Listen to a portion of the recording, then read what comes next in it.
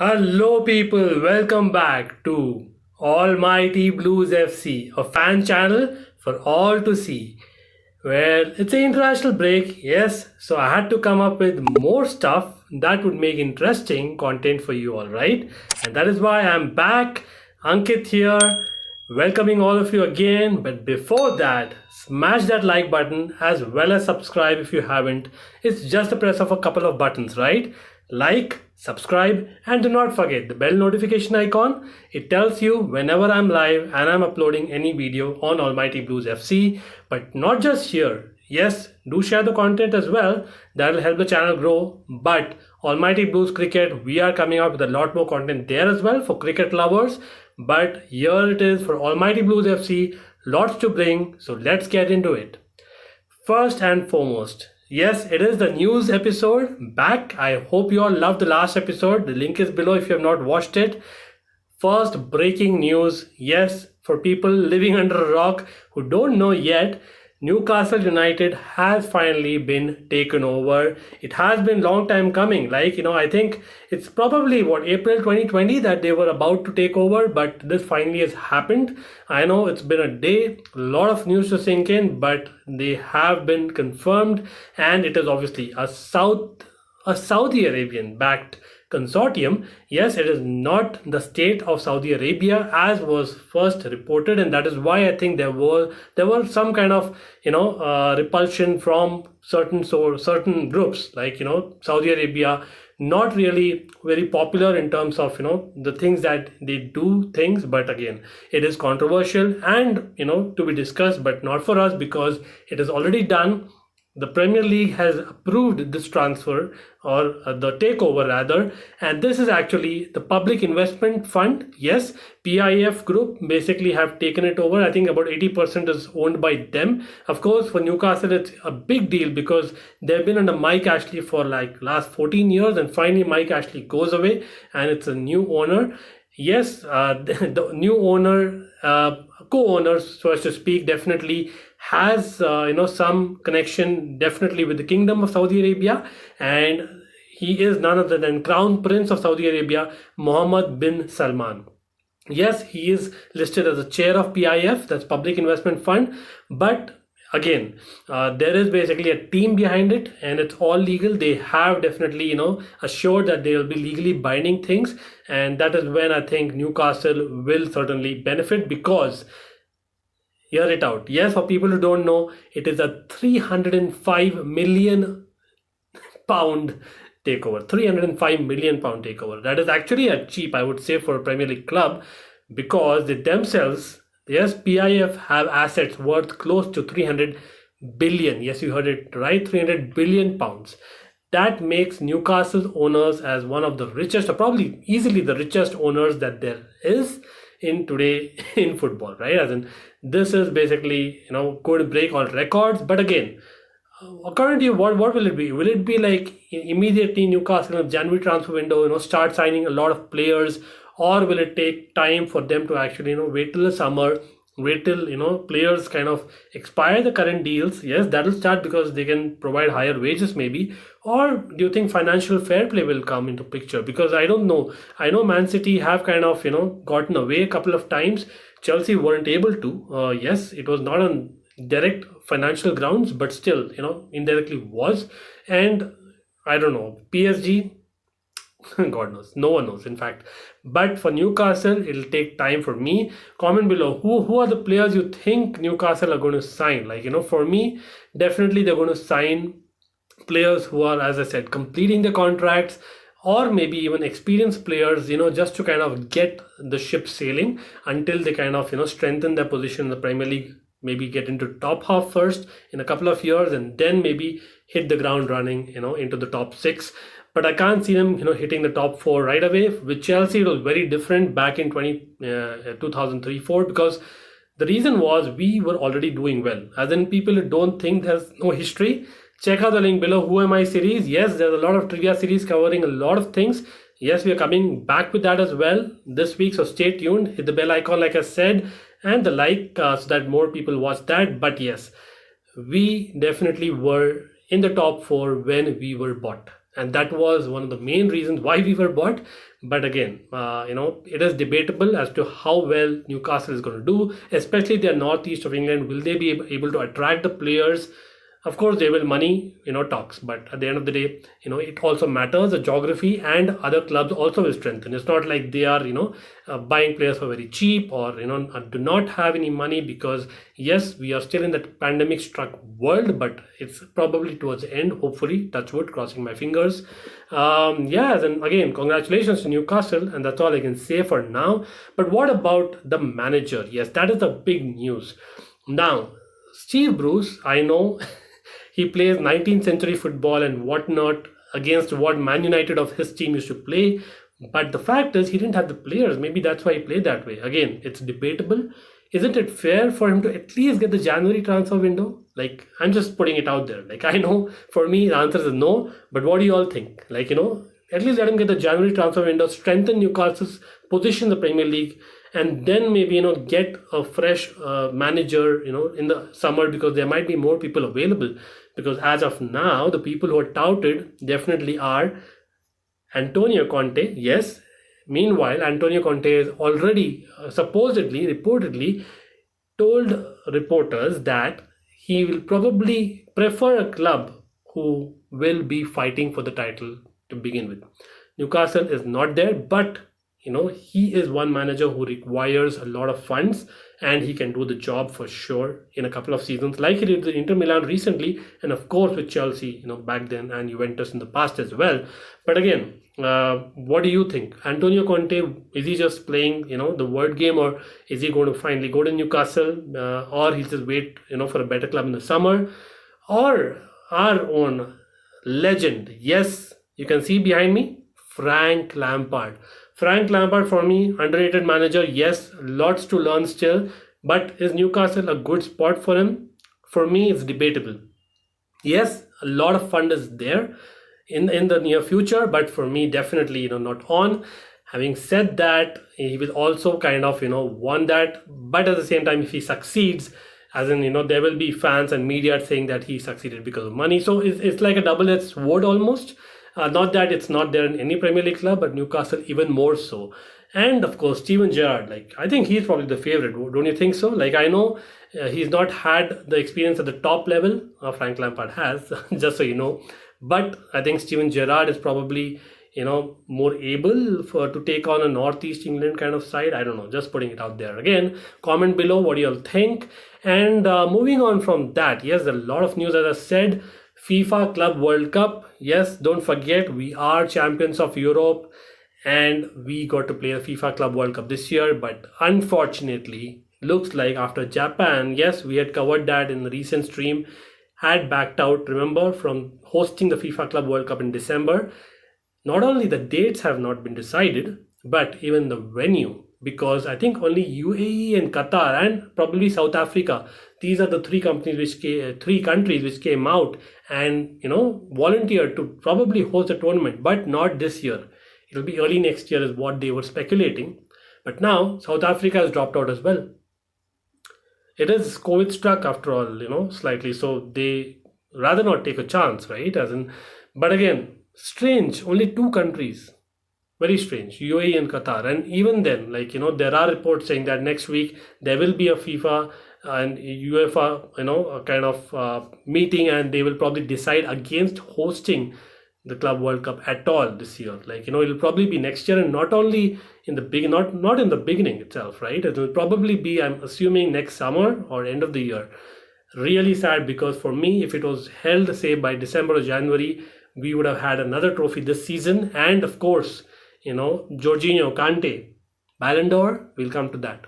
What do you think? Yeah, it would have added for sure. And it might be, again, just FIFA and UEFA, playing that thing against Chelsea. Again, Jose Mourinho all those years ago said it right. I really believe so. And any Chelsea fan would agree. Don't you think so? But yes, safety comes first, so I can get that as well. But what about the Ballon d'Or? Yes? Just hear it out. Chelsea Football Club, we are in the running for Ballon d'Or with 10 nominations. 10, you heard it right? 10. 10 nominations, 5 women, 5 men. +1. Yes, it makes an entire team, right? Edward Mendy, yes, the Yashin Trophy, the goalkeeper of the year, he would probably win it in my opinion as well. So probably 11 players nominated. Great, what a season, and hopefully we'll only continue and strengthen to basically make them as favorites. Already, there are reports saying Jorginho is a favorite. Conte is probably the second favorite. But there are, a lot of reports also saying that Messi or Ronaldo will again kind of win it. I don't know. What do you all think? Having said that, the Women Player of the Year, definitely the Ballon d'Or nominations need a shout out. Fran Kirby, Pernille Harder, Sam Kerr, Magda Eriksson and JC Fleming. Hats off to you all. Seriously. And of course, the men, hear it out. The first set itself had N'Golo Conte, no shocks there. Mount, yes, Mason Mount, not Lampard's son, much more than that. And now we also hear our captain, fantastic. Yes, Cesar Azpilicueta has been nominated. Yes, Kante has been nominated before, but Cesar Azpilicueta is the first in so many years for him, if I'm not wrong. Comment below if I'm wrong, but fantastic year. Yes, of course with Chelsea, but people forget with Spain, the moment he came on with Spain in the Euros, they did not lose a game, not even a game. So Cesar Azpilicueta has a shout. Like, we'll also come to the internationals which happened this week, and he played a big role there as well. But who are the other two? Among men, yes, of course.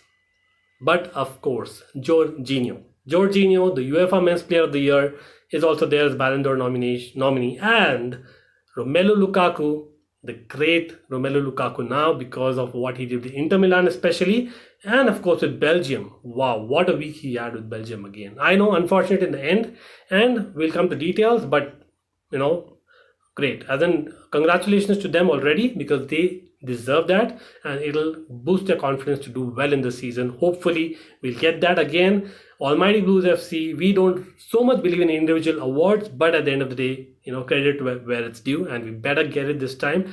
There are shout outs saying that also Lewandowski did not get last year, should get it this year. But for me, of course, the 5 main nominations that I named are probably the favorites. That is Jorginho, Lewandowski, Kante, Messi because of the Copa America, and Ronaldo because it's Ronaldo, right? These are the 5 nominations, I would say. Mendy, of course, for the goalkeeper of the year, the Yashin Trophy, like I said. And comment below who's your number one among all these, right? And even the goalkeeper, if you feel another goalkeeper deserves it, I don't know. By the way, there were a couple of surprises. Let me take a second. Raheem Sterling, what did he do? I know ManCity won the league at a canter, but Raheem Sterling, really? I know, again, England reached the finals of the Euros and all that, and he did well. Okay, he did well in that tournament, I gave him that. But still, Raheem Sterling, he can't get in the 11 right now. And even last season, as in probably the final, he shouldn't have started, even the Champions League final. And Luka Modric, really? Mason Mount had Luka Modric in his pocket when he played Real Madrid. What have they done in the league as well? What did Croatia do? Yes, round of 16, but that's expected of Croatia. Even Kovacic was much better. Luka Modric? Like, really? Please comment below. Like, aren't you surprised with these nominations? I don't know what are the criteria. Like, I am really, very, very confused here. That is why we don't give so much weightage to Ballon d'Or. That is why we should definitely move on. I think it's better time for that. What about the transfers? Yes, we covered a lot of transfer news last week, if you remember. Among another name is Florian Wirtz. Yes, Florian Wirtz, or Wirtz, is basically a German central attacking midfielder. He could also play on the right wing or the left wing. He plays for Bayer Leverkusen. Yes, you heard it there. Not Kai Havertz, it's Florian Wirtz, who had played 38 games last season. Yes, 38 games. He's, I think, an 18 or 19-year-old. Wow. For him to play so much, definitely he is up there among the youngsters in Germany and world football. That's what I think Didi Hamann has gone on record saying, and he knows his stuff, being German expert. 6 goals, 6 assists in 11 games this season as well. And Bayer Leverkusen will join top. Any coincidence there? Good shout. Like, definitely a good investment, but the price, I think he probably will come at around 35 to 40 million. For me, a bit too much. And Bayer Leverkusen probably will sell to Bayern Munich. Like, that would be my bet. But again, they sold Havertz to us, so who knows. Another player, of course, in recent news, again, this is not really confirmed news, but definitely one of the rumors, is Ryan Gravenberch. I know, you all know, you can see the Dutch jersey there. Yes, the 2010s, Dutch away jersey. Ryan Gravenberch, a Dutch midfielder for Ajax, great youngster. For me, he impressed at the Euros as well in his brief spells. And I've gone on record on this channel and on multiple channels saying Ryan Gravenberch is the man. Tall, lanky, midfielder who can kind of play multiple roles. I don't know. There's debate that he could not be a number 6, but he can play that. That's my bet. Just knowing what he is capable of, and of course there has to be an investment in him. But a great shout from me. But another midfielder, Tchouameni, that we covered in the last episode, had a fantastic week. Yes, he had a few minutes, I think, in the Nations League semis. Yes, it was against Belgium, but in those few minutes, he really impressed me. Like, I don't know, he reminded me of a Mikel of the young Mikel. Yes, a young Mikel could play football as well, and he almost scored his first goal, Tchouameni, for France. I think I'm really impressed in that even short stint that I've seen. I know in French league we see him, but I think internationally sometimes it tells you the quality and just the determination and the zeal of the person that one is capable of or wants to do well, and he really went for those tackles as well. So great shouts there, all the 3 names that I just spoke about. Who's your favorite kind of bet here among the 3 that I named? Please comment below. And Nations League, talking about that, well, like I said, Azpilicueta played a huge role in Spain's win against Italy. Yes, Italy have finally beaten. They have lost. Yes, they have been finally beaten by Spain. Jorginho, Emerson, hats off to you all, but Spain deserved it all the while. Of course, they played youngsters in Gavi as well, great. Ferran Torres was brilliant, but it was, I think, Alonso who impressed a lot at left back, right? Alonso, for you all, remember we spoke about him as well in the last episode. Check it out if you've not. But the main semi-final of the Nations League was definitely Belgium and France. Lukaku, superb performance, superb. I know a couple of bad first touches, but that's the only criticism at all. Definitely for me, that second goal that he scored, wow. Off his right foot, any forward would take it low beside the keeper, but no, he had the presence of mind to go high, as well as against Lloris, who was world class. Lloris, Hugo Lloris for me is underrated. I know he has a mistake, but for me he's underrated, and some great saves there. But Lukaku was phenomenal in that goal. Again, he got an offside goal as well. Shouldn't have been offside there, but again, Lukaku deserves that plaudits for Belgium especially. Needs to repeat for Chelsea. Come on, Lukaku, you can do it. Almighty Blues are waiting for you. And of course, Benzema. That was a battle. What a match. Benzema was fantastic. Kudos to the guy. And talking about Chelsea or ex-Chelsea people, Eden Hazard. Eden Hazard was again, unfortunately, injured. Well, I can just say sad for Hazard, but hopefully, he gets well soon. In Chelsea, I think in 7 years, he just missed around 18 games through injury. And it's very sad what's happening to him the last year and a half. But other than that, I think Thiago Silva played for Brazil, so I don't see him coming back very soon or starting the next game. And Conor Gallagher scored. Yes, that's for the English Colts, yes. Conor Gallagher definitely scored. Great player coming up there. And Tomori spoke about, forgetting the Chelsea episode. All the best to him is what we can say. And we covered him as well in the last episode. Meanwhile, Chelsea have started training. People have not gone for internationals. And Ruben Loftus-Cheek has been told by Thomas Tuchel that he's a special player. He was surprised he didn't get as many minutes for Chelsea. Great, Ruben. Kudos to you. Keep it up. Pulisic is training, hopefully coming back from injury.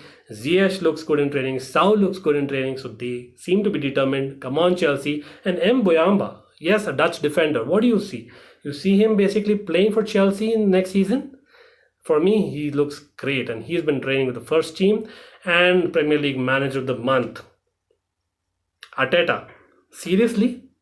Comment below. What do you think? Which manager deserved it? Anyway, Ronaldo got the player of the year. Salah was hands down the winner for me. That's Premier League for you. I know we spoke too much. Till then, take care, smash that like, and see you. Up the Chelsea.